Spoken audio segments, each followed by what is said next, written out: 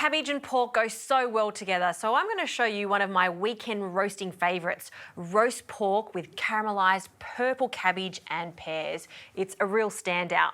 So with the pork, I've been drying my pork out in the fridge uncovered for a day. You really want to do this so you get dry skin, because nothing beats a roast pork with perfect crackling, and moisture is the enemy of crackling, so you want to dry this out as much as possible.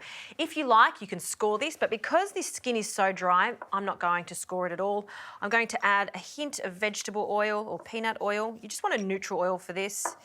I'll also add a little oil to the other side. This is a pork belly. You could also use a pork loin for this. I kind of like the pork belly because there's a little bit of fat throughout it, so it's quite forgiving as it cooks at that high heat, particularly at the beginning.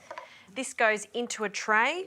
I'll also add a good pinch of salt on the flesh side and a generous amount on the skin, because that's also going to help form a lovely crust. Now, I've preheated my oven, quite a hot oven, around 200 degrees, and we're going to start that quite high because we want this to start blistering, drying out, becoming crispy. So this will take about 30 minutes.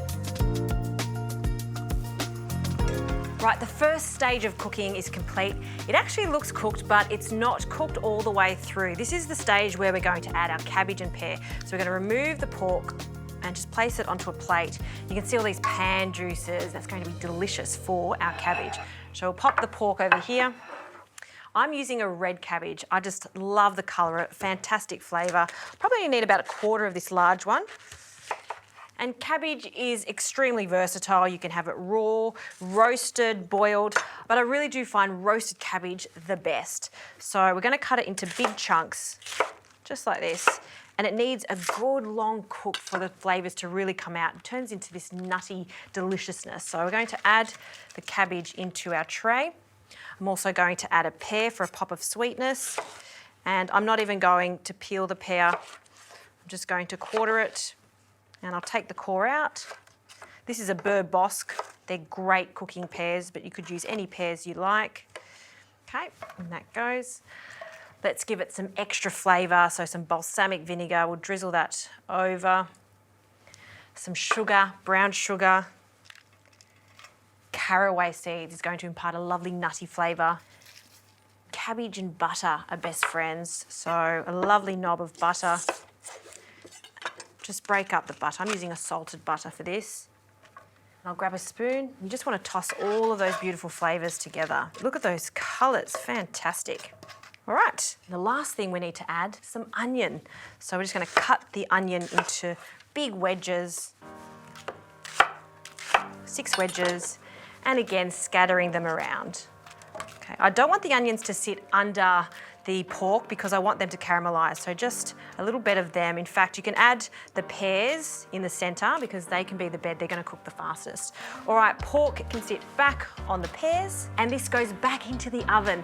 So I've reduced the heat of the oven, it's now at 170 degrees, and this is going to cook for a further 40 minutes until the meat is cooked and all of these lovely vegetables are cooked.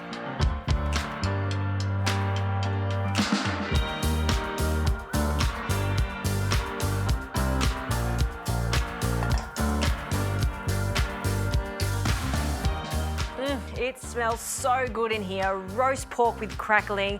Look at the cabbage and pears, they look so good. Halfway through that cooking, I also added just a little bit of stock, so we've got some pan juices here. Now, do allow your pork to rest, and this is what it's all about. I love that sound, crispy, crackling. After you've allowed it to rest, we can start carving. I like to use a serrated knife for pork. I just find it much easier to control, particularly when you're trying to get through that crispy, crispy crackling.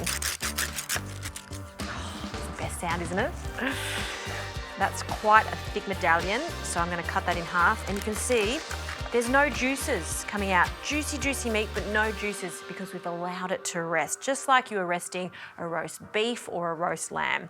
So we'll just start plating up this wonderful cabbage. See all these bits here, those gnarly bits? That's so flavoursome. We'll add a generous amount to the plate. I just love cabbage that's been roasted in butter. Fantastic. Add a little pear there for sweetness.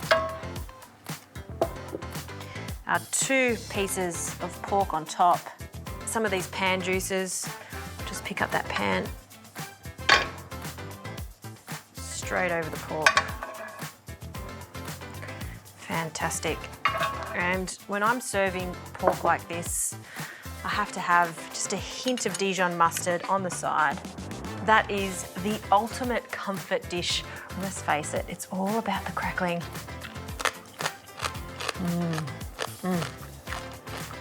Perfect.